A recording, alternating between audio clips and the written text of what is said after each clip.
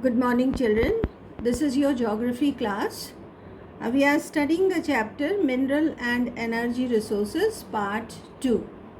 Earlier, I told you that there are a few topics which we have to leave, but according to the revised syllabus, I am telling you again that in conventional sources of energy, we have to study coal, which we have already studied, petroleum we have studied, and today we'll study natural gas, and our next topic will be hydropower. In hydropower, we'll study Bhakra Nangal Dam and Hirakud Dam. And after that, we'll be studying non-conventional sources of energy and their advantages. So now let us come to the main point which we are going to study today, that is natural gas. So first of all, we should understand what is natural gas.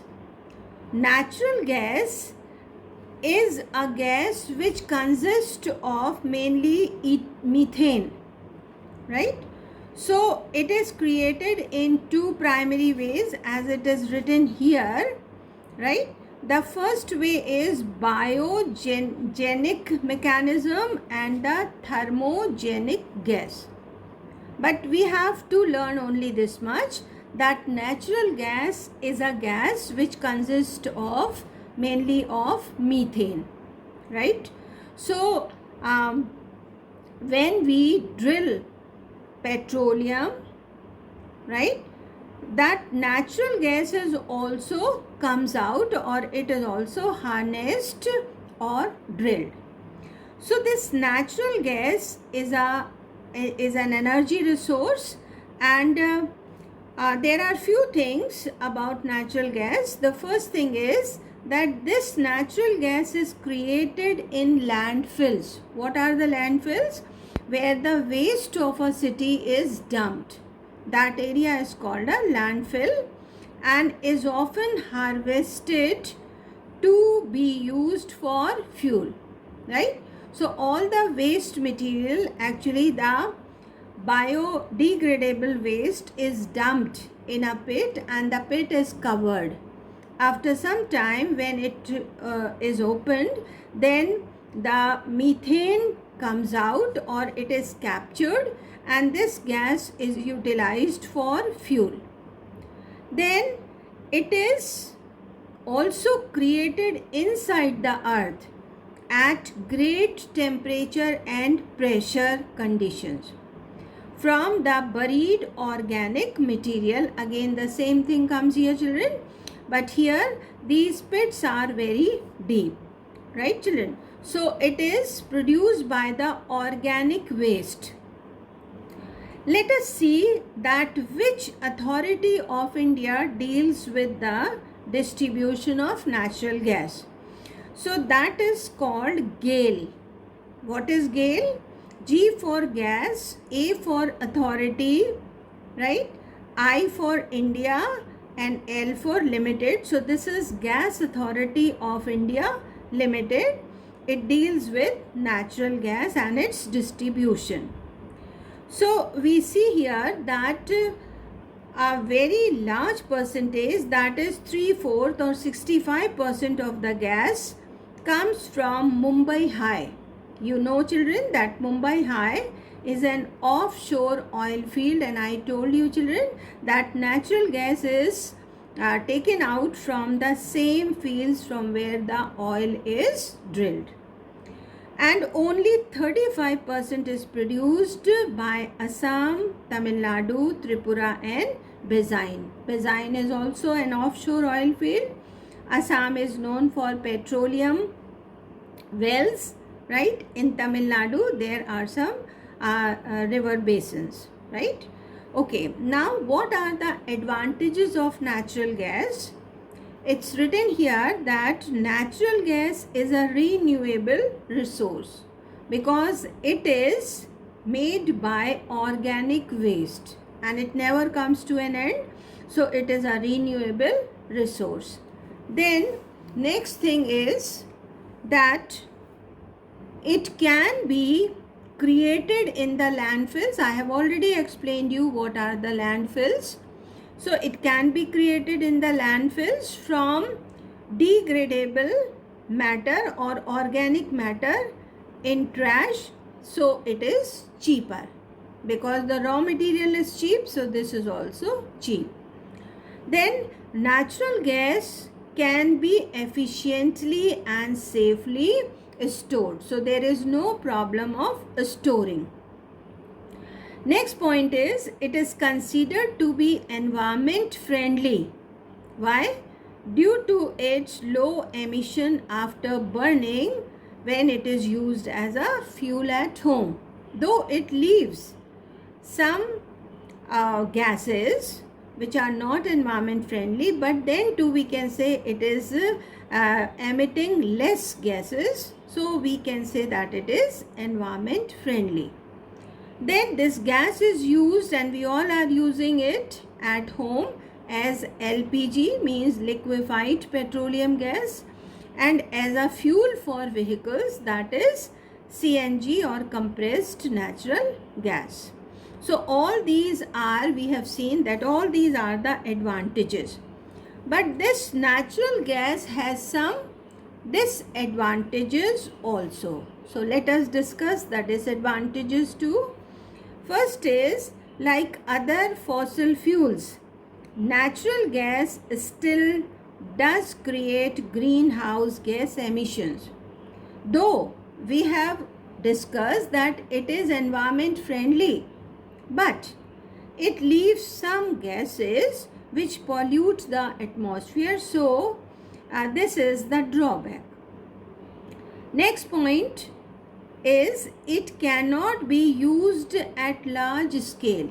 Only a small amount of gas is produced from the organic matter.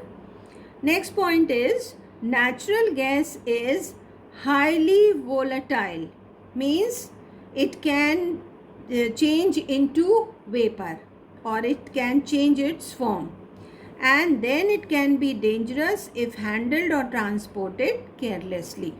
So there is danger. And then next point is that true natural gas is colorless. It has no color. It is odorless, no smell, and tasteless, right? Neither it is colorful, right? So it is colorless, odorless, and tasteless, which makes its leak detection difficult, right? So if it is leaking, we cannot detect it easily. So it can cause some danger. So these are the disadvantages of natural gas. Now our next conventional source of energy is hydel power. It is hydel power. Actually, hydel power means electricity. And what is hydel power? The electricity which is generated by the force of falling water. By the force of falling water. There are two types of electricity. One is called thermal electricity, which is produced by using coal, natural gas and oil, and hydroelectricity, which is harnessed by the force of falling water, right? So in this chapter we'll be studying about hydel power, and here in hydel power we'll study about two dams, but you mark this portion, children, as I think you can see it easily. What is hydroelectricity? You must know. Electricity generated from the force of falling water from a height is called hydroelectricity or hydropower. Okay. Now come to the dams. The first dam which we have to study is Bhakra Nangal project. Bhakra Nangal project. Children, these dams are also called the multi-purpose projects. Why they are called multi-purpose projects? because one single dam fulfills so many purposes at a time. For example, dam controls floods. Dam water, when it is stored, it is utilized for irrigation. Then it is used for developing fish culture, water sports, right? And the main thing is it provides hydroelectricity. As you are seeing in this picture, that the water is falling from great height, and this falling water is used to generate hydroelectricity. Okay, so let us discuss few things about Bhakra Nangal project. First of all, this Bhakra Nangal project is a joint venture of Punjab, Haryana and Rajasthan governments. So obviously it is benefiting these three states, Punjab, Haryana and Rajasthan, right? And it was commissioned in which year? In 1963, and we say that it is the largest multi-purpose project of India. In October 1963, the Bhakra Nangal project was dedicated to the nation, you know by whom? By the then Prime Minister Jawaharlal Nehru. In which year? In 1963.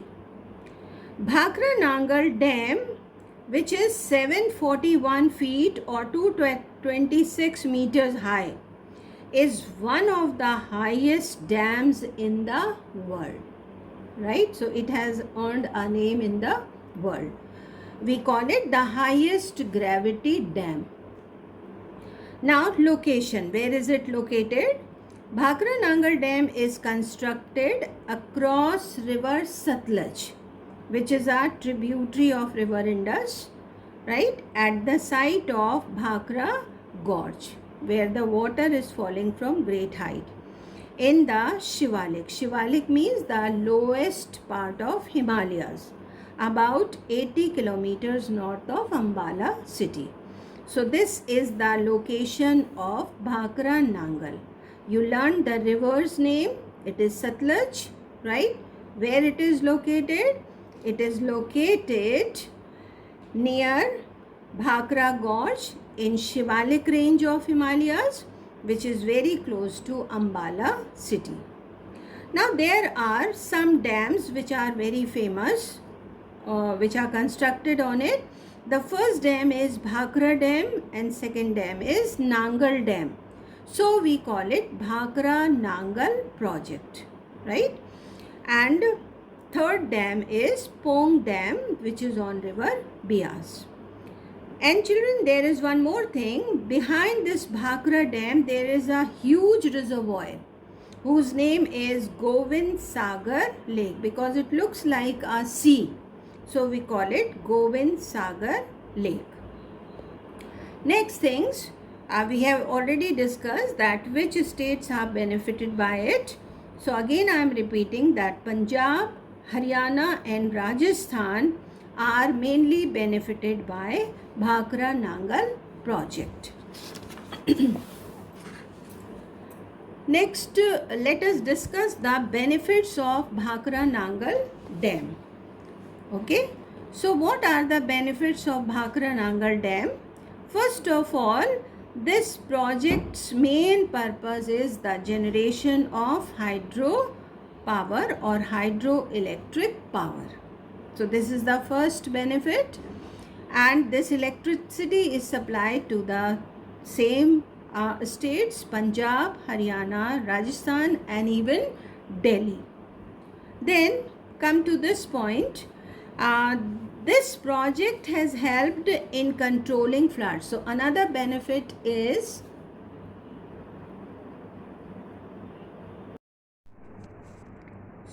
children, we have seen that the two benefits of Bhakra Nangal Dam are, first of all, generation of hydroelectricity, and second is the controlling of floods. In which river? In river Satluj. The other benefits are soil conservation, right? Because it stops the floods, so soil conservation is another benefit. Then afforestation in the catchment areas. Then development of fish culture in the man-made lake, and increase in the production of food crops and cash crops by providing irrigation facilities, right? So all these are the benefits of Bhakra Nangal Dam. And children, now the second dam is Hirakud Dam or Mahanadi River Project. Why we call it Mahanadi River Project? Because it is constructed on river Mahanadi, right?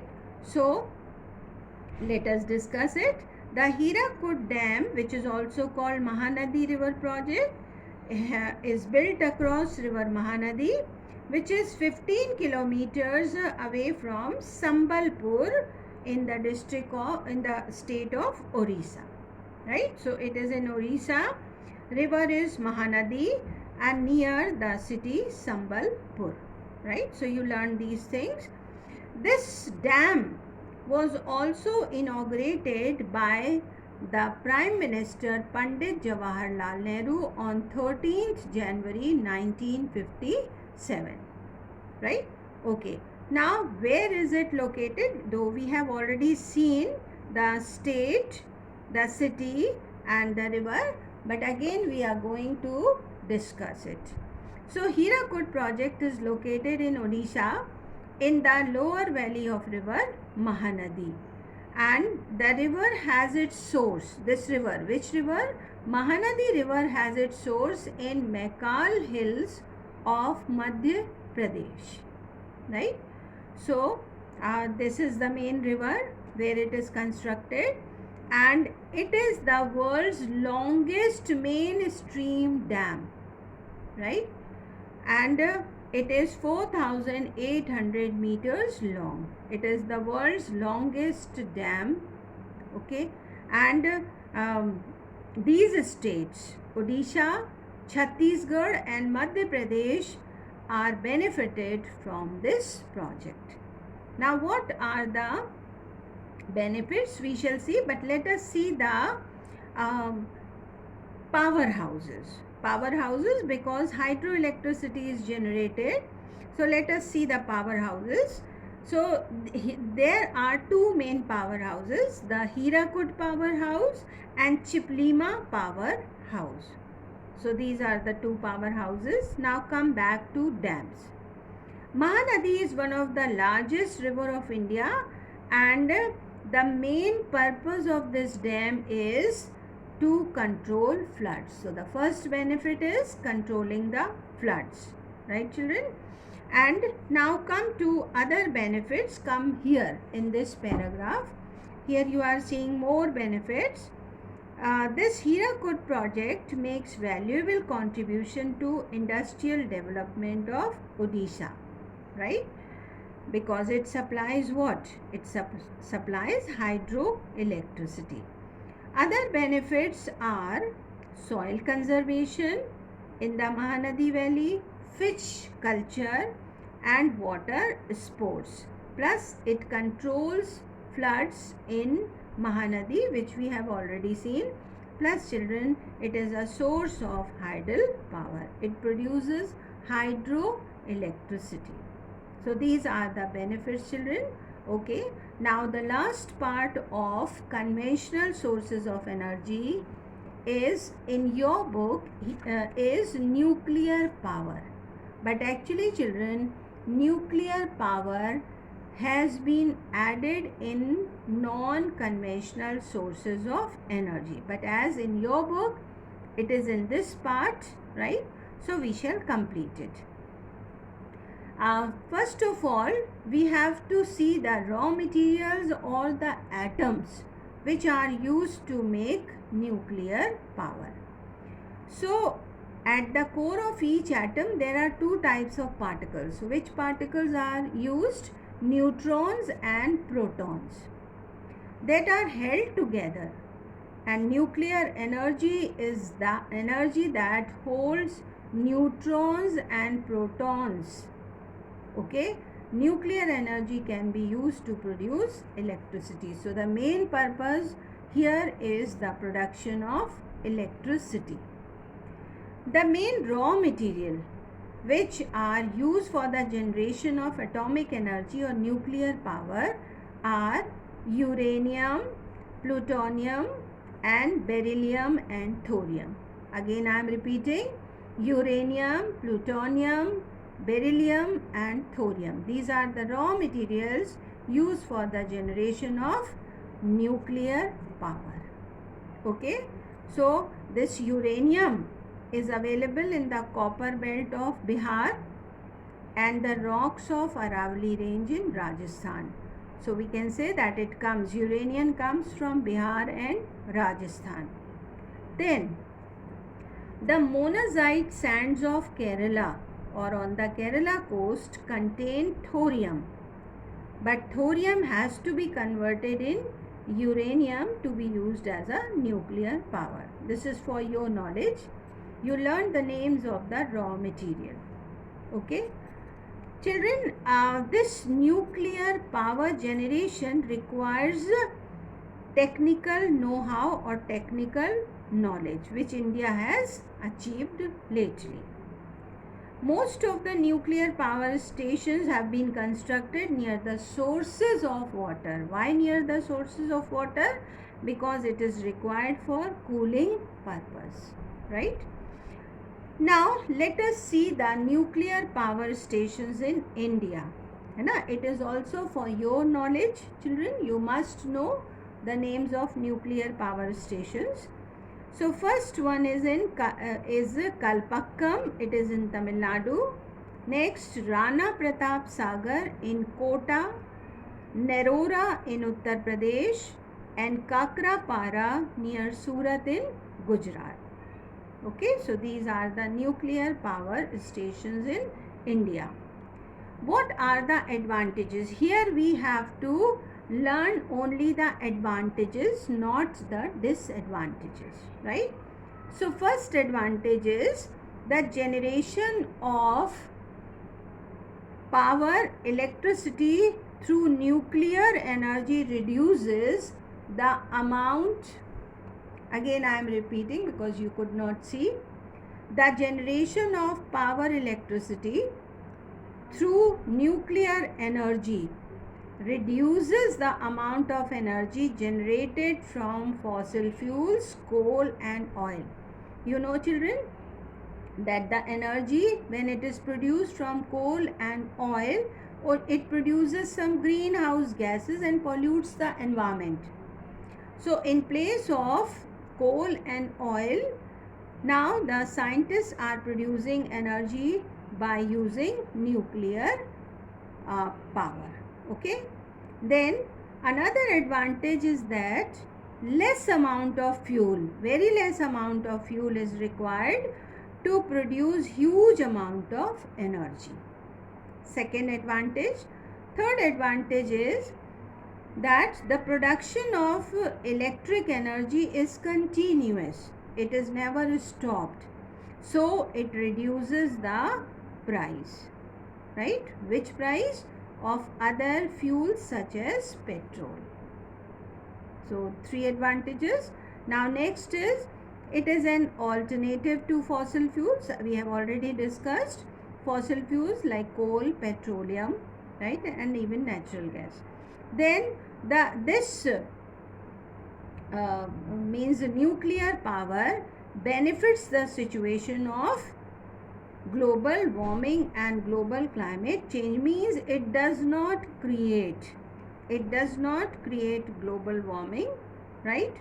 So reduction of coal and oil consumption benefits this situation of global warming, because we are using what? We are using nuclear power. So children, this is all about the conventional sources of energy. Again I am repeating the names, children. Come to this page. In conventional sources of energy, we have to learn coal, petroleum, natural gas, hydel power, in which we have to study Bhakra Nangal Dam and Hirakud Dam. Here it is in the list of conventional sources of energy, nuclear energy, but we have to count it in non-conventional sources of energy.